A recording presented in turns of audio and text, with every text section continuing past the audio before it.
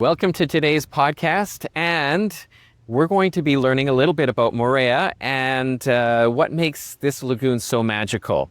Is it the electric blue water, the friendly stingrays that you'll find here, or maybe just some of the water sports that are outside here in this lagoon along the emerald mountaintops?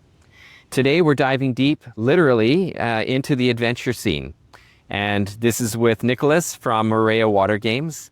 And he's going to share what it's like to run one of the island's most exciting ocean experiences here, and how he keeps guests safe, as well as protecting the reef, as well as having those magical moments for people to enjoy as they come here. So grab your sunscreen and get ready to make some waves.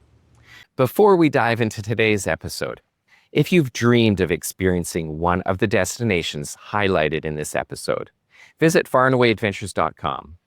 For over 30 years, I've helped travelers experience some of the world's most extraordinary destinations. Check out the show notes or visit farandawaydventures.com. Can you just tell us a little bit and introduce us to Moorea Water Games and how you kind of got started in this industry here? Hi, hello everyone. So my name is Nico. I'm the owner of the nautical Moorea Water Games is a nautical center. We organize snorkeling tours on the island of Moorea, and our nautical center is located inside the Sofitel resort. So in front of you, you can see a beautiful lagoon. So this is the bay of Nuare, in Taishan Nuare, Temae. And for us, we consider it the best snorkeling spot on the island. Oh, yes, it is beautiful. I mean, we were just out there just a short while ago, and I can say firsthand, it's actually one of my favorite lagoons in all of Moorea. Here at the Sofitel, it's the crystal clear water, but you showed us some incredible things here. But how did it all get started for you? We just thought we bought the nautical center 11 years ago. And first we were just only renting kayaking, paddleboarding. And we just noticed what underwater, the lagoon was really beautiful, a lot of corals. And we just decided to do something new, new activities using the machine. Nobody did that before. So we just decided to do something new in a small boat with a small, not crowded tours, and to explore this magical lagoon here. Yeah. So this is how we start.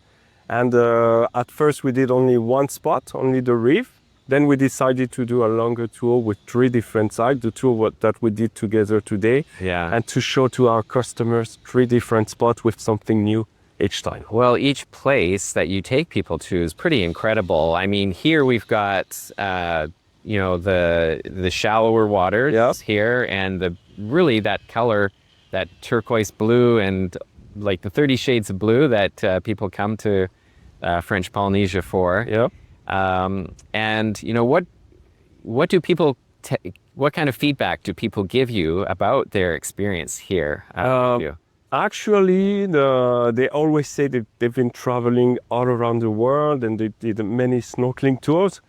And usually what we heard is that it's one of the best coral reefs that they explored before. So, and many type of different fish and friendly stingray, as you said before.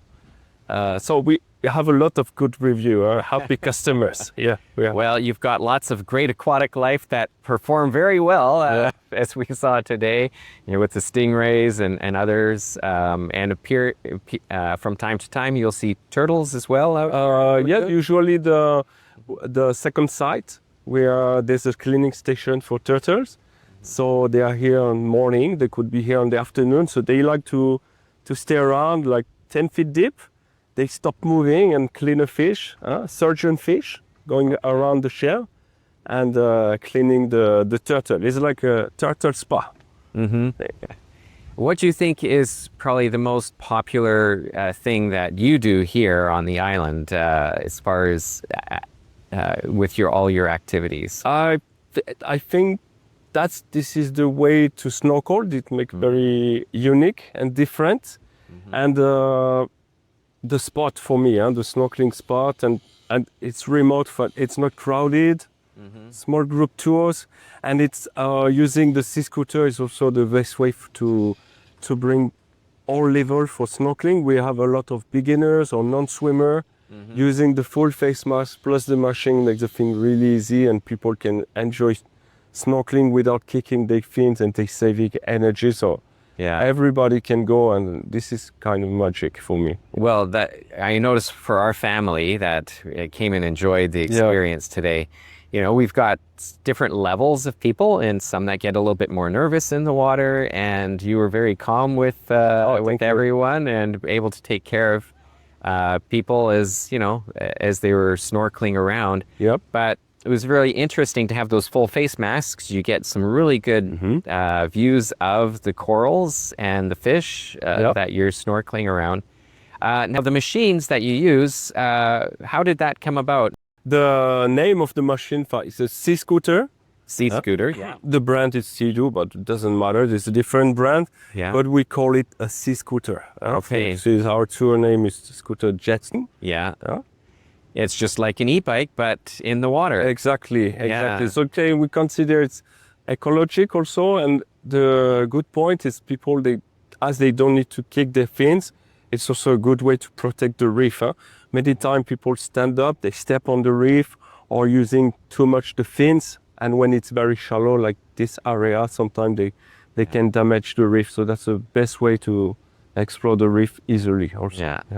Well, those sea scooters, as you call them, it's a great way to get around, and you can actually see so much because you're able to probably to go a little bit faster than you would if you're snorkeling. But as you say, it does protect the reef as well. Yeah. Can you tell me, you know, how important it is to protect these ecosystems in this fragile ecosystem here? Because there's so many people that come to Moorea and to these islands. You know, what's happened over time, and how is it being protected now? So now it's very new rules. It's, for example, this area, it's a marine reserve, so it's not allowed to drop the anchor, obviously to protect the reef.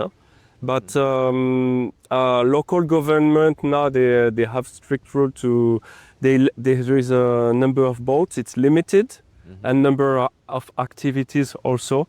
But we always before every departure we give a safety briefing to our customers, and in this briefing we also explain how to protect corals, to never step on the reef, or to follow us, to follow the guide is also the best way to avoid the reef, to damage the reef, and also to protect the environment also.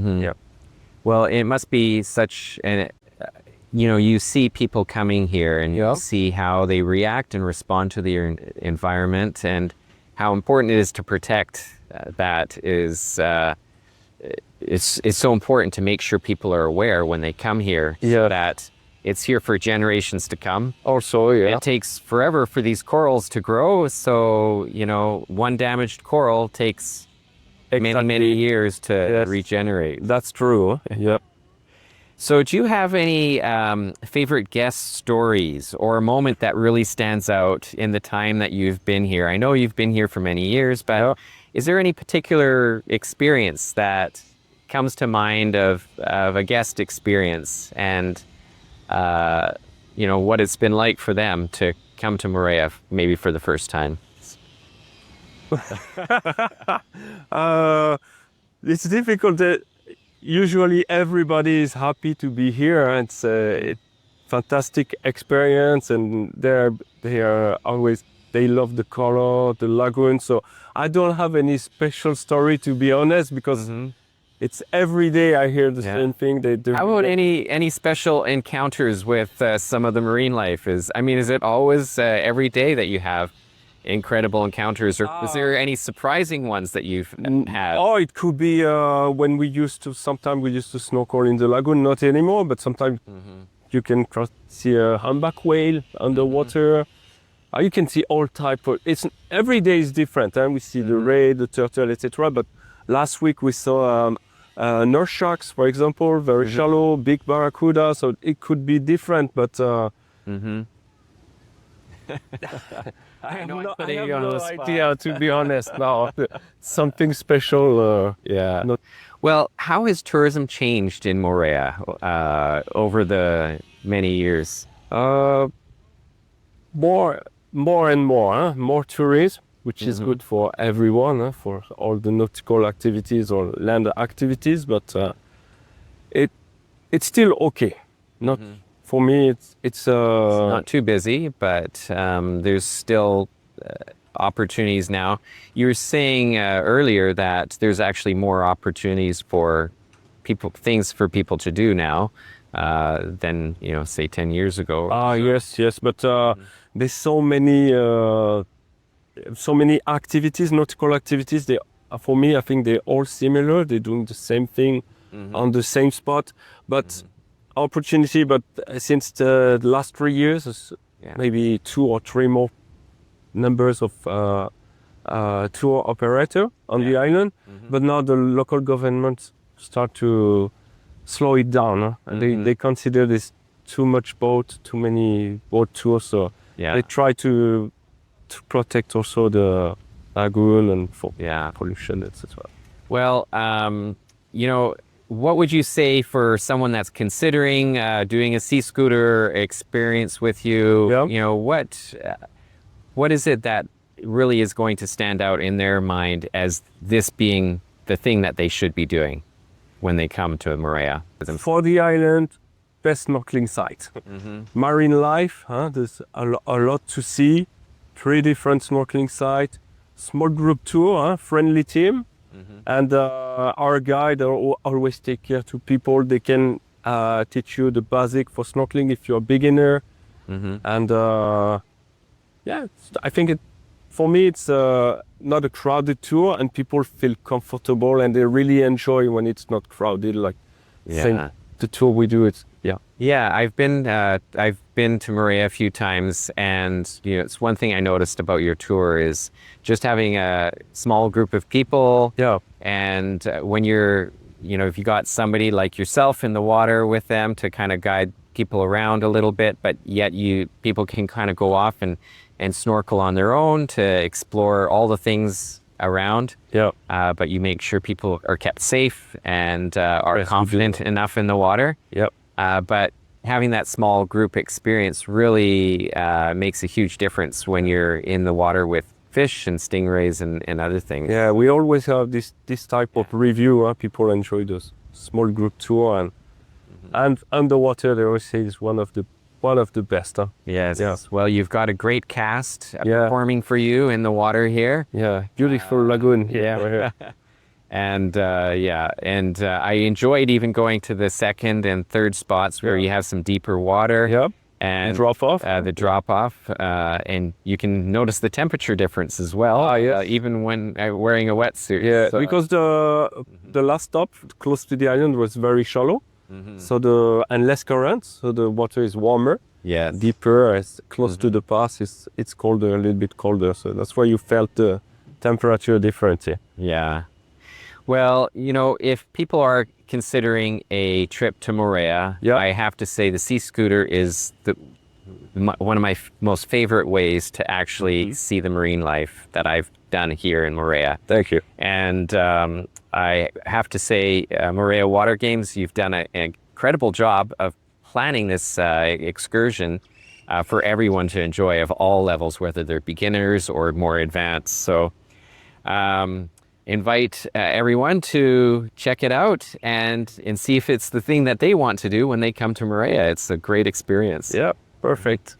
Well, thank you very much Yes. for joining us on the podcast. All right. Appreciate it. Yep, you're welcome. Thanks for tuning in. Discover your next journey at farandawasadventures.com. Experience the world differently.